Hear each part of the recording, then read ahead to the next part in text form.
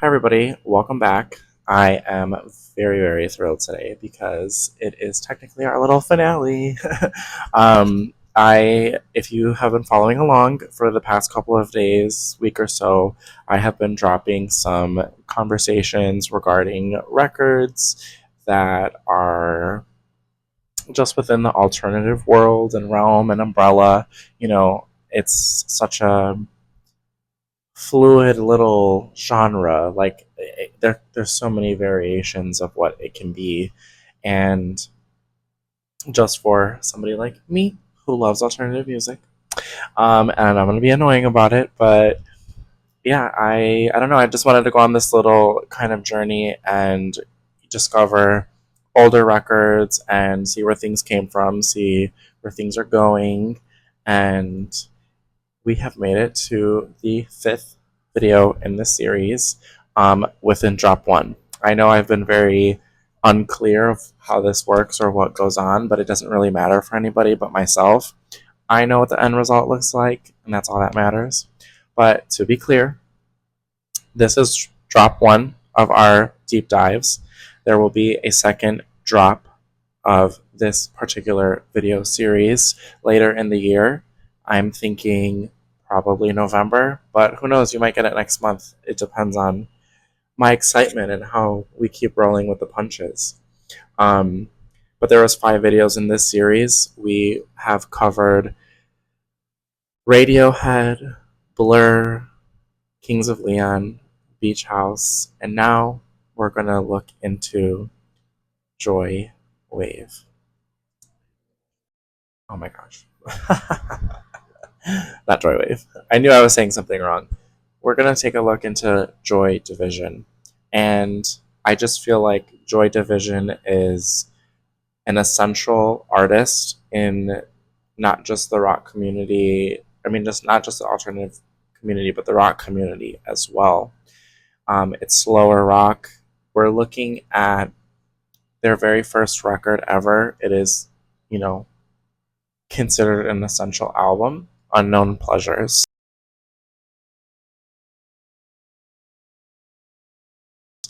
And I'm very excited for this because my favorite band was inspired, well, one of my favorite bands was inspired by Joy Division heavily, and particularly Shadow Play was one of my favorite songs from The Killers for a long time. And I have listened to Joy Division's version of Shadow Play. So everybody has this t-shirt, and I just don't want to be one of those girls that like one day decides to get this iconic ass album cover on a shirt and not know what the fuck the album and music was about. With everything else though, I hope that everything's been fun. I know things have been a little bit wonky. I have been learning along the way, like what works for me technicality wise, what doesn't work for me, and you know, I'm having fun with it. It's been a journey, let's just say the least. But I'm excited for this record, and I'm excited for the records to come. I've kind of picked those out for the next 5, and I'm really excited to get into some albums with you guys. And until the second drop, I do have a video diary series coming out next week on the 25th. It's also music and conversation, but it's more so current music and kind of things that have come out throughout the year in terms of singles and albums, and kind of how things in music have flowed with my life this year, particularly, just because I feel like we receive spiritual messages from the music that finds us and guides us and things like that. So check those out. The first 3 will come out kind of the 25th, 6th, and 7th, and the following 3 from the rest of the 6 months later. And it's going to kind of work the same way the deep dive drops are. There's going to be a part 1 to that drop, which is half of the year, and there will be a part 2 to those drops, which will probably be out sometime in late November, December kind of thing. But yeah. So with that being said, let's get into Unknown Pleasures from Joy Division. And this is actually categorized, at least on Apple, under goth rock. And the original record is only 10 songs. So, you know me, I love me a good, cohesive, compact record. And there was a 2019 digital remaster, so that's the one that we're going to check out. There is a collector's edition, but we will not be looking at that today. And as far as kind of a little chunk of what the review of this record is, this is what they say. You don't always know when you've made a masterpiece. In April 1979, Joy Division singer Ian Curtis, bassist Peter Hook, drummer Stephen Morris, and guitarist Bernard Sumner, sorry, I don't have my glasses on. Let's pop those bad boys out. Convent at Strawberry Studios in Stockport with producer Martin Hannett. 3 weeks later, they've recorded an enormously influential cultural landmark. However, Hook and Sumner in particular were unconvinced. Hannett's singular, haunting vision for their music was in keeping the bleak melodrama of Curtis' lyrics, but some of the punk intensity of their live shows had been lost. Martin had definitely toned down or twisted the rawness into another kind of rawness, Morris tells Apple Music. It wasn't amped up. Martin gave the music a depth and put it in a setting that it was made for. It was just a setting that we'd never imagined our music being in, so it was like, what have you done? What they had done was create 10 songs whose frostbitten grandeur, minimalist aesthetic, and unflinching introspection continue to manifest themselves in literature and cinema and on catwalks, as well as countless dark-souled indie, synth pop, and goth bands. There's a lot more to this, and they kind of break down a little bit of the songs and stuff, but I won't go into the whole thing.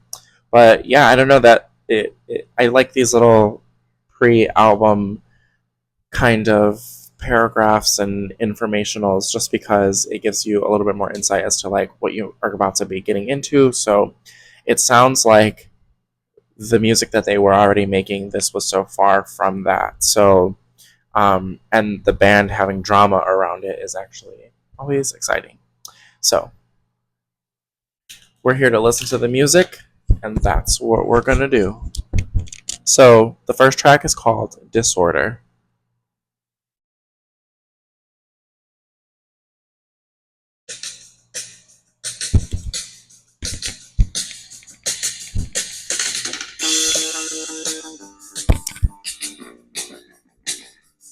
I love that bass line.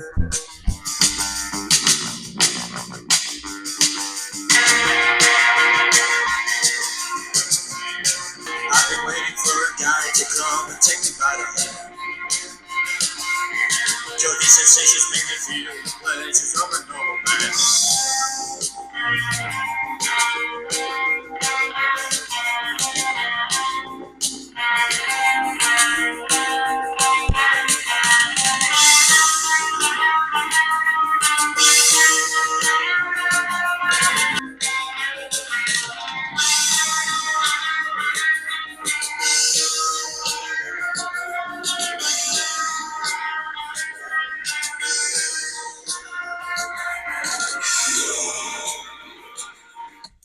I'm not sure if you can hear it, but it's like a whoppy whoppy like kind of sound. Like first usage of like some type of distortion, I feel like.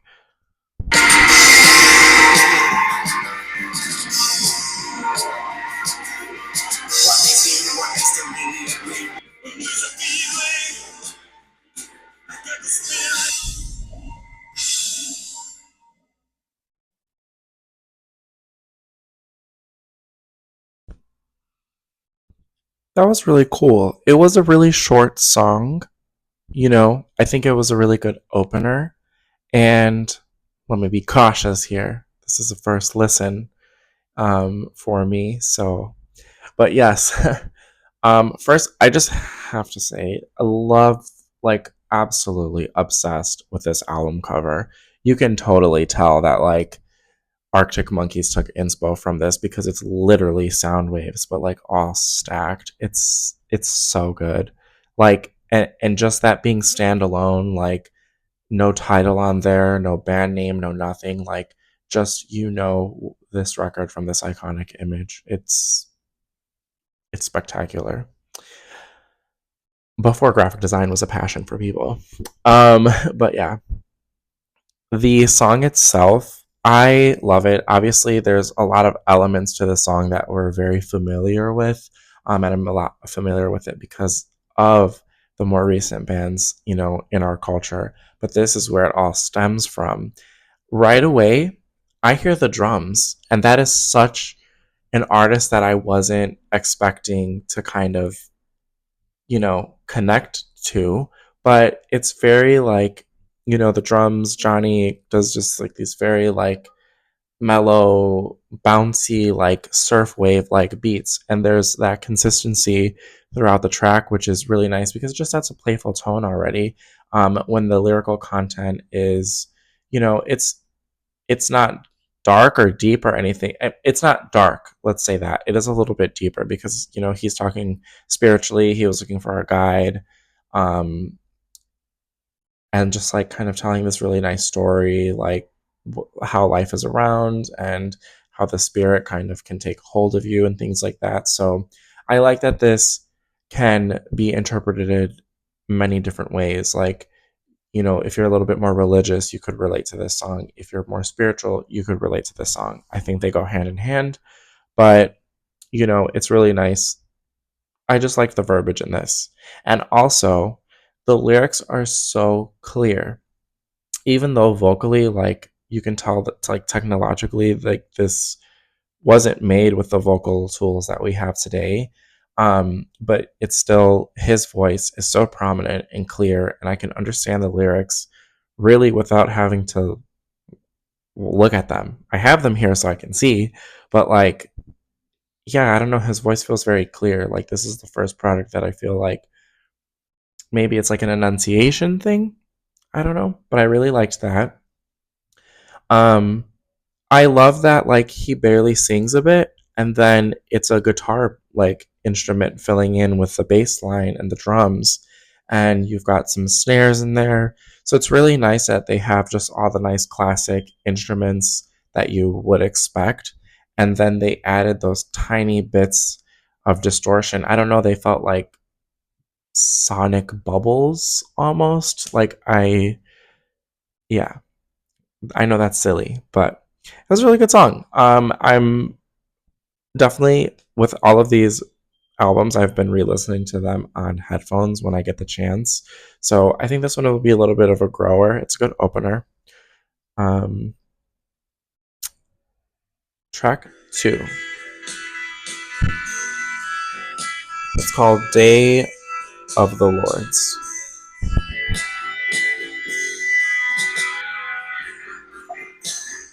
We're gonna get a little heavier, I see. I like.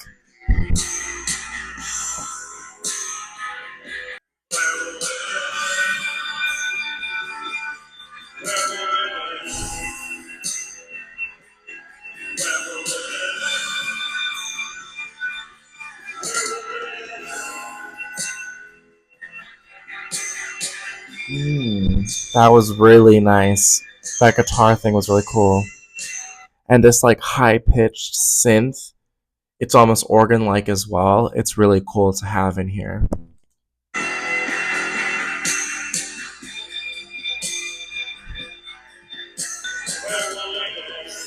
You can tell he's using like a deeper side of his voice for this. I'm not sure how I feel about that.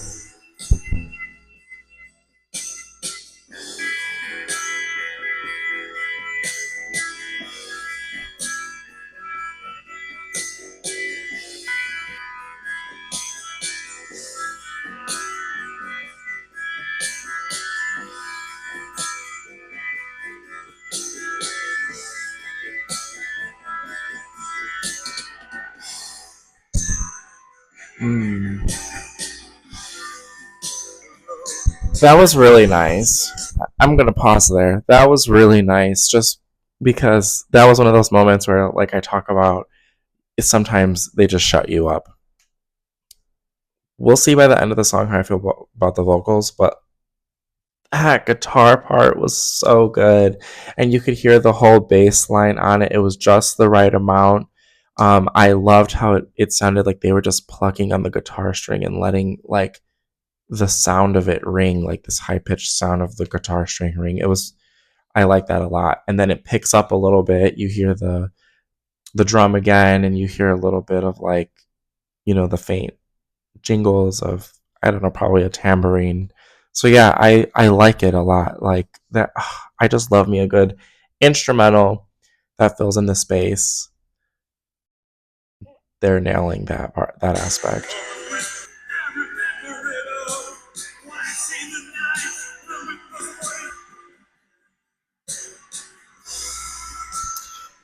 There's something very Pink Floyd about this song to me.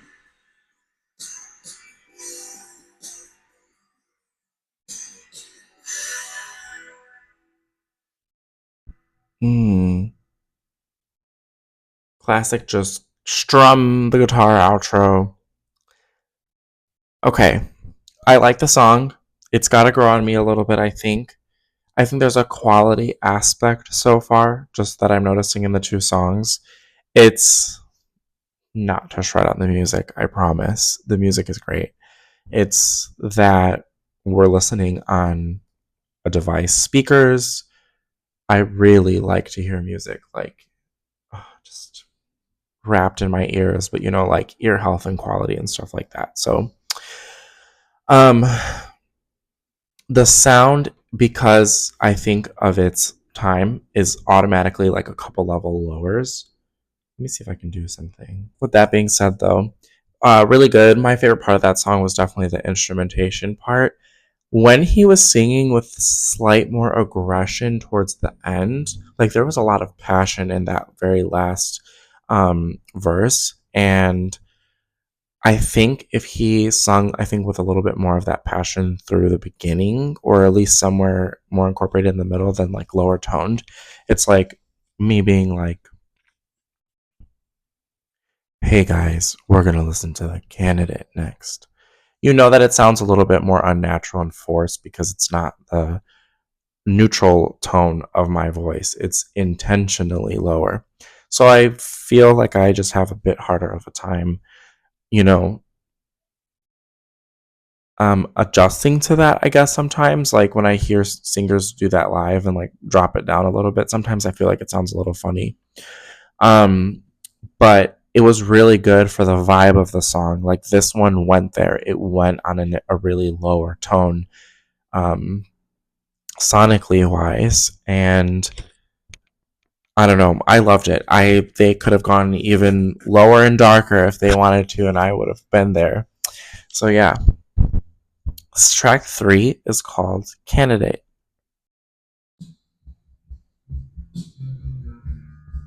Slow, it's building in. I like that.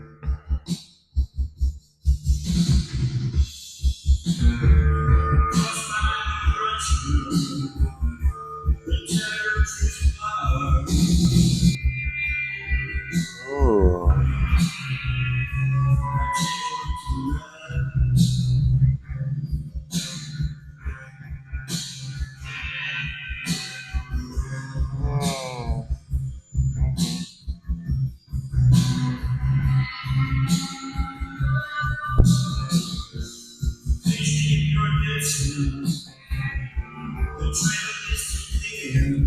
Obi has made his appearance. He wants his attention.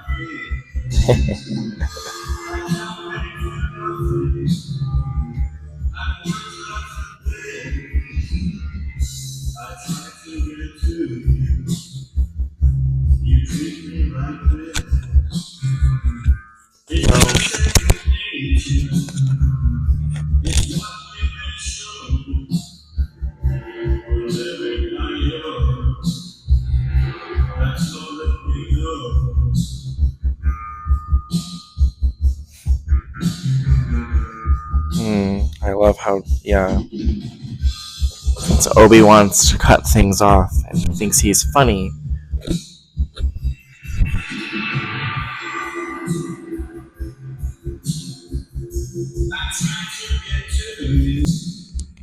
What?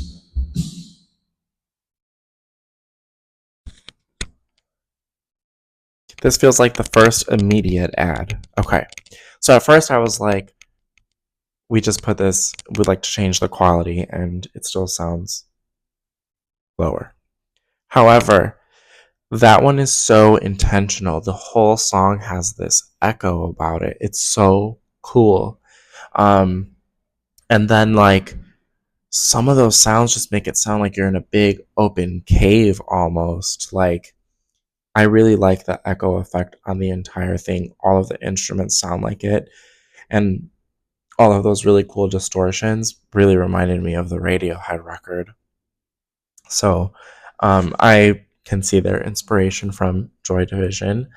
I also really, and I didn't talk about this, but in the very first song, I really seen the style of singing that he did was so upbeat. It reminded me of the Killers for sure, and I can see where their inspiration comes from when it comes to Joy Division.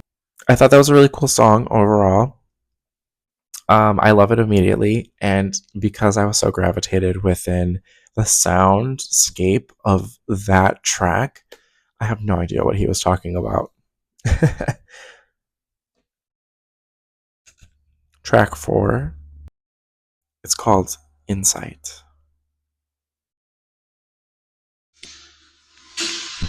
What was? It's the song, it's the beginning of the song, Fa. Waffles is frazzled by this already.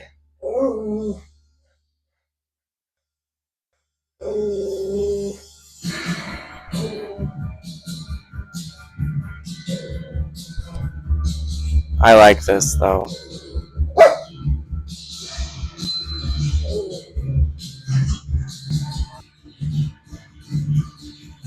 This is a really cool thing.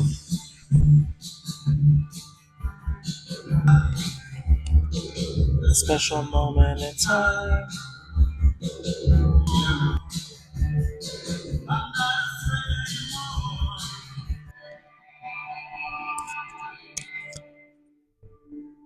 Ugh, love a good outro like that. Smooth too. Smooth. I like this song a lot, actually. This is so far, I think, my favorite track. It's so fun. And I really like the lyrical content of this one too. Like it was like I said, this he's been easy to hear, what he's saying. I will say I think that this was a time where like bands might not have had a strong vocalist, but at least they had a vocalist with a message. Like I think most men have this like monotoneness about like their voice. Even I have it, and sometimes it might make us not as interesting, I guess, but the music around it is so well, and his voice pairs so well with the music around it. So I like a lot. I like it a lot so far. It's pretty cohesive, and like there is this play on a lot of distorted sounds that like I'm not too familiar of. Like there's like a want, like the it just feels like a big circle almost, and like it's just like I don't know, like suction cuppings at times, and like they are also a bit spatial, like or mm, how would I say when you drop paint in like water and it like kind of separates and there's like this ring, but then there's a bunch of other bubbles and they're smaller and it looks sort of alien like. That is kind of the vibe I'm getting from them. It's like so particularly unique. Um, but it was really cool. I'm don't know how often we'll play this one because I think it made my dog a little bit anxious. But all of those were really cool. It was almost like you were walking into a space and maybe like a theater of a sort. I don't know. It was just a really cool thing. And then like the amped up parts of it were really, really cool. It almost feels a little interlude like too, but I really like that one. The next song is called New Dawn Fades.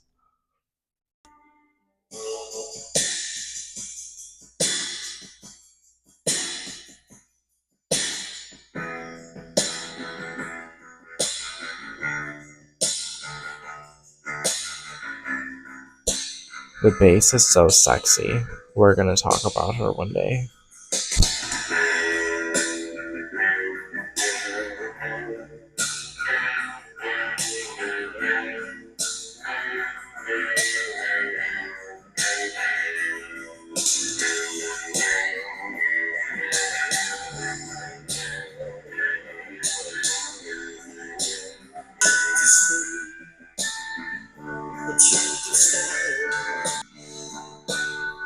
They know exactly when to plug in an instrumentation aspect, and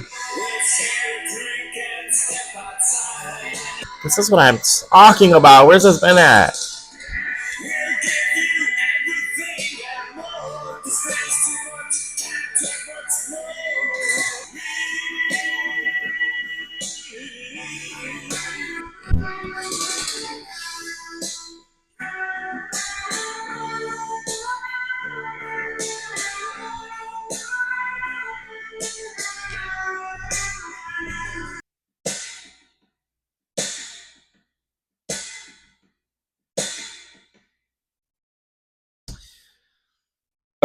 That one was good. That was a good fucking song. Everything just flowed so well, complemented each other so well, worked together very well.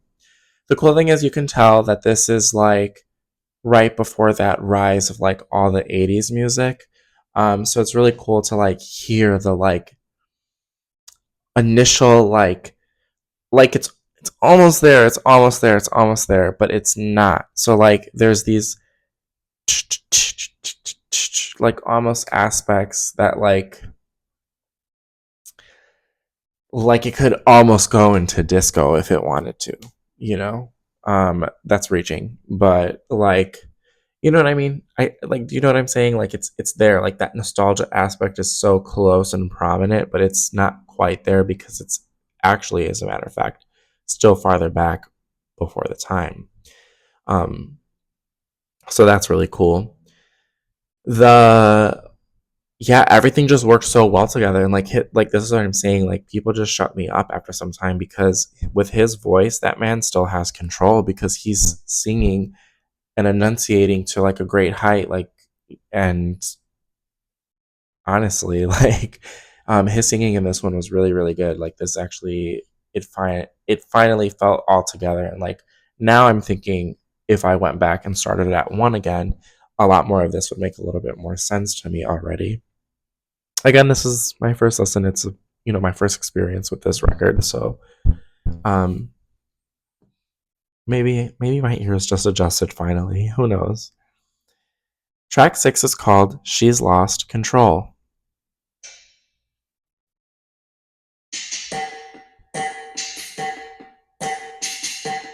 Okay, this is different.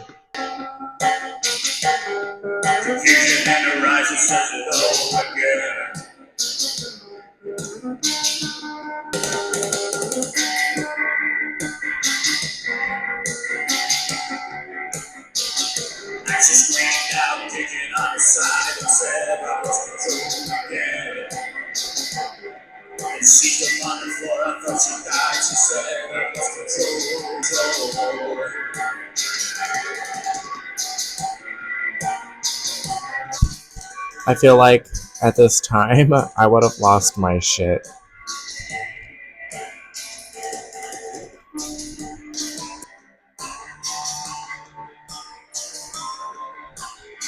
Those were some cool sounds.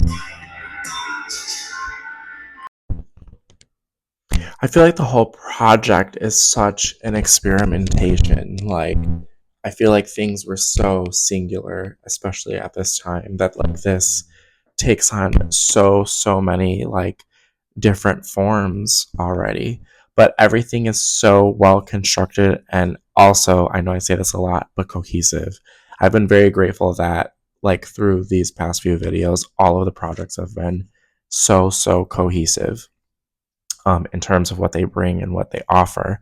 And I also feel like they're all really good pairings with each other. Like, this is really reminiscent to me of the Radiohead record in just terms of good alternative with these technological like production aspects to it, but like that are so unique that it makes the record itself feel like, I don't know, it's just really cool. And like all of the different waves and concepts, it's so good. I think I'm understanding the goth rock aspect to it a little bit more. It's goth, like it's dark, yeah, but it's like the tonality of it is more of a gothic feeling. Um Rather than singular aspects to it. The Gothic rock definition is a subgenre of alternative rock and post punk that originated in the late 1970s.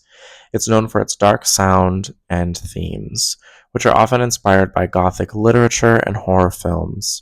Some characteristics of Gothic rock include a dark sound, dramatic vocals, lyrics, instruments. Like a lot of this I don't feel like is dark. Like that's what I'm saying. Like the lyrical content doesn't even feel dark to me. It just feels like somebody's talking about their emotions and what they feel. Um, but yeah. This is definitely, it was so underground for sure. Alright. Track 7 is Shadow Play. Oh my gosh. I love this song. But let's really go into Joy Divisions and break it down just a smidge.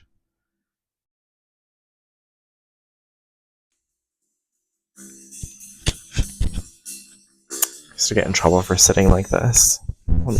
Let me collect myself. Let me gather. Wow.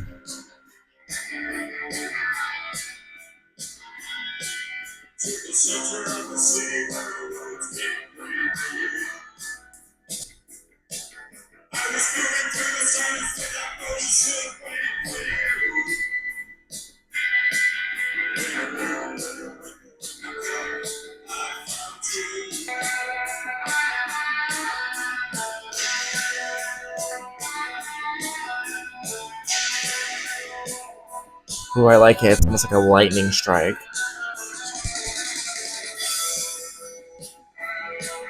Oh, the guitar.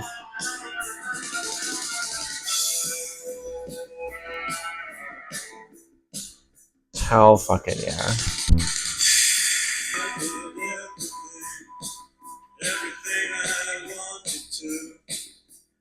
I let them use you for their own end.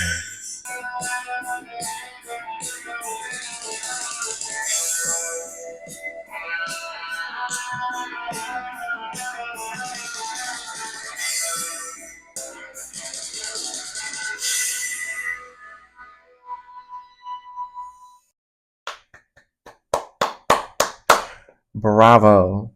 Bravo. I know that was so lame. Singular claps are so embarrassing, let me tell you. But I that was really that was something. I've heard it before, but I forget how different of a song it is versus the Killer's rendition, which by the way is how you remake a song because there's got to be some original aspects to it. You can tell the guitar line is more prominent in the Killer song, like um its placement is of a higher scale in the song than it is here, but it is still so important here. Like this has an entire good like 40-second outro that's just completely instrumental, and it honestly made this song for me. Um the lyric storytelling in this song is so good. I just love it for what it is in any form that I'm giving it, honestly. But there's a lot of variation in this that I really love and appreciate, especially with how the song starts and how the song ends. Um, I love his voice in this too. Like it works so well. Got me out here singing in a lower register than I'm used to. So After I'm over here just saying, like, it's kind of awkward, blah, blah, blah. But yeah, so we love shadow play in this house. Like, probably one of the greatest songs of all time. Like, let me make a list of 100 songs for you guys because there's a lot of really good songs out there, but that's probably one of them. All right. Track number 8 is called Wilderness.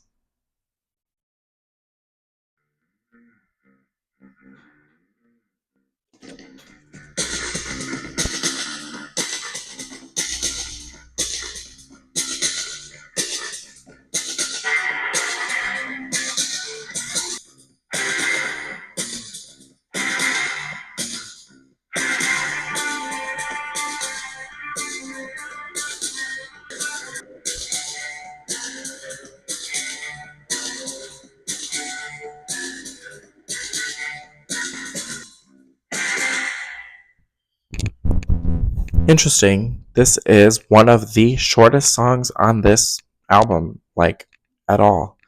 Very quick.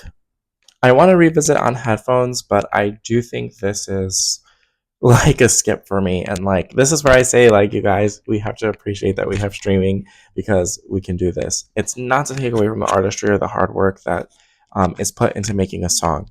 This one particularly though is so consistent and quick that like I could go without it. That's really all.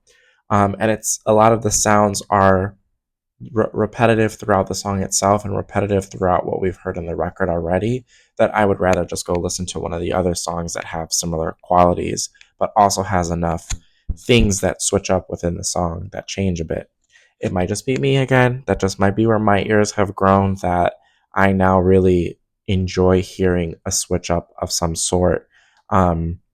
Or having the space filled with some extra noise that, like, in the ending of a song there's a particular sound that was in the rest of the song that is intriguing enough for me to be like, I want to hear that, you know. And you will go through a whole song sometimes to hear a specific segment of it, and that segment will expand outwardly and make that song really good to you, you know what I'm saying? But yeah, so that's Wilderness. Track 9 is called Inner Zone, and it is the actual shortest track on this song, clocked in at 2 minutes and 16 seconds, which is like a baby.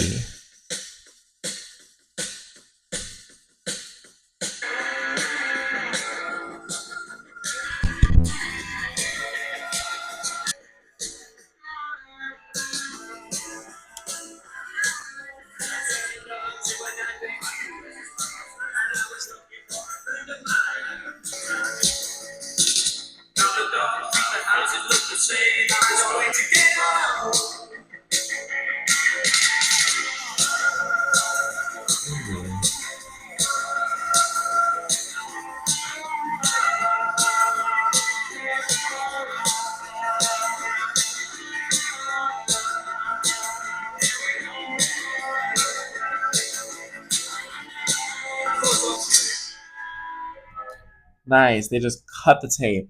They just cut that tape off. That was a good song. See, that was really fun. There were consistent elements to this one too, but it was fun. Like, get with the program, people. Um, I think like the last song was so like chorus verse, and it was just the repeated instrumentation behind it, whereas this one, like, there is such a flow to his singing in this song that like just carries you through, and there's an upbeat enough aspect about it that, you know, is like that very surfer vibe that we hear in like Disorder. It's slightly in Shadow Play too. It's throughout a few of the songs, but it's not everywhere, you know, like it's not throwing up just one specific sound. But that one was really fun. Like that one, like, is got me amped. It got me grooving. It's come, you know, like Shadow Play was a little bit amped up, but still there's a tone to it. There's something, a melancholia to it. Whereas Wilderness slow down kind of, and then this one picks you up way up. So I like that one a lot. This is the last song on the album, and it is the longest song. And we're going to listen and love every second of it, okay?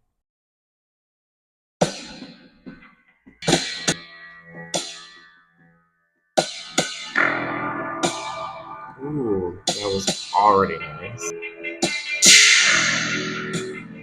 That, that echo is back.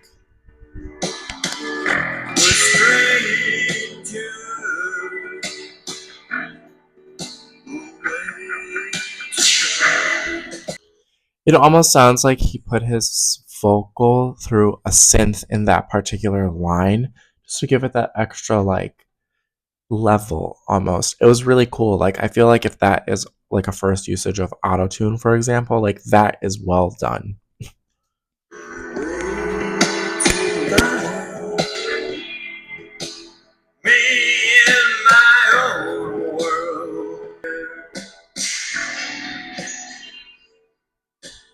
Yeah. It's like so uncomfortable. Nice.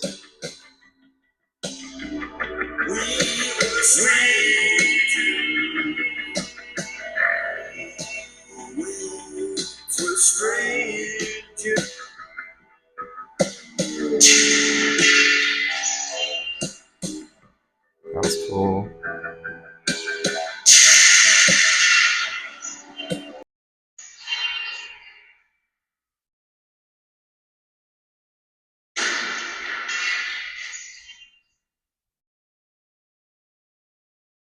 That was artistic as fuck.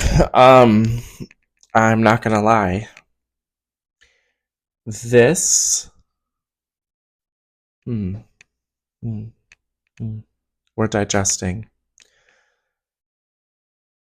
This was very impressive actually. This reminded me a lot of Radiohead, so I feel like I can see a lot of influence to them from Joy Division, which is really cool. Um I remember nothing though. Let's talk about that. That is, I always expect a type of journey with a lengthy song. It's necessary. If you're going to have your song that long, you need to be able to carry the journey or somebody through it. And this was quite this was quite a journey, I will say. That was quite a unique song and listening experience overall. They brought some elements back that I really liked. I want to say it was from Insight, right? Where it sounded very echoey and cave like. And this only further establishes that thought. There's this, like, they might as well have recorded this record in like a cave with a pit to hell because it doesn't need to be to hell, but like a dark cave, with a pit. You get the idea. That last thing sounds like something dropping, and it takes a really long time to hit. In the beginning, you hear this glass break, so you feel like this visual sense of the space you're in. It feels very empty and like echoey. Like there, that aspect and element of it that like makes you feel like you're in a space, like you're just hearing something. This is the only sense you're using when you're listening to music. You know what I'm saying? And it's taking you places and giving you visualities, kind of like how when you read a book, you get this imagery so you can kind of picture everything. This pictured things so well that, like, I don't know, I'm actually kind of blown away by that song a little bit. It was very unique. I thought it was going to go off in a direction, and it went off in a different way. It was much more artistic than I thought it was going to go. Um, Lyrically, I will have to repay attention to what he's saying. Um, but the construction of that song was so cool, and I'm just so happy they used different elements that were throughout. It's like a song will take one or two of something from somewhere and kind of reutilize it and replay with it. And that is what makes a good body of work. That is what, for example, like Blur's album, I think did that a little too much. Whereas like this record does it just enough, because if it was used more in other places or anymore, it would have felt like this is too much the same thing, but it's not. A lot of this stuff feels the same. I mean, feels unique, but collectively is cohesive. They also took that like lightning sound from Shadowplay and brought it back in here. So that was really cool. Um, I think from like, yeah, I don't know. This was a unique body of work. I was actually really excited for this because our last two episodes have been things that are more recent and more close to home, and I want that variation for us within this kind of space, just because like I think it's important to show what I also like and have come to appreciate and enjoy. That I also feel is maybe like a deep cut or impactful. Um, but I think it's really important for me to dive this far back as well because I have the opportunity and like look what came out of it. Like I've not actually heard an album like this. It's similar, but it's not the exact same. Like you know what I'm saying? This was pretty cool. Um they're UK from the UK, right? Overall, very very good. Um, and I was really excited just to have this last again because it was going to take us there. Like it really feels like a deep dive. Like it felt very dove in, and I'm glad that the whole album feels like we dove into a cave, like literally. Um, from what I saved, not that it's important, I did not rank this album. Do not have time, but I did save Disorder, Candidate, Insight, New Dawn fades. I didn't save other stuff. Okay, I meant to save Inner Zone, and I remember nothing.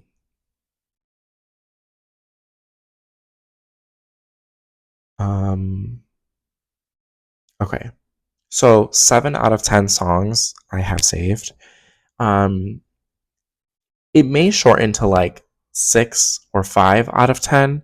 This is, we're in such a new modern time that like nobody take offense, like it's just not everything is going to age 100% well, and I think my main thing that I feel from this is while I like the sound of a person who just is using a more natural voice than somebody who has like a refined vocal skill set, like I do really like the factor of when somebody, especially a male, can like belt in a song or take me there. And there is just like some natural disruptions where you can tell like almost this person wasn't an intentional singer more than just a singer that wanted to be a part of a band kind of thing. Not taking anything away. I could never do a band. Like I'm nobody. But well, I feel like that aspect of it would smoothen out some areas for me. But again, this is intentionally a gothic or alternative record from what they've described, and it fits the criteria. Like, and I'm sure if I continue down that path, I'm gonna have this very like Draculesque type of vibe to people. Um, some of the sounds almost closely feel like they could be like John Hughes movie. Um, I feel like that's the first thing that I think of. But like, yeah, a lot of it's really good and a lot of it is so rich in what it has to offer that I am really excited to continue listening to this. And I do think I want to check out their other albums. They don't have many, um, which is kind of unfortunate. Like, I would hope that a band like this that had so much cultural impact would, really kind of stand the test of time. But it looks like their last album was in 1981 that we have available.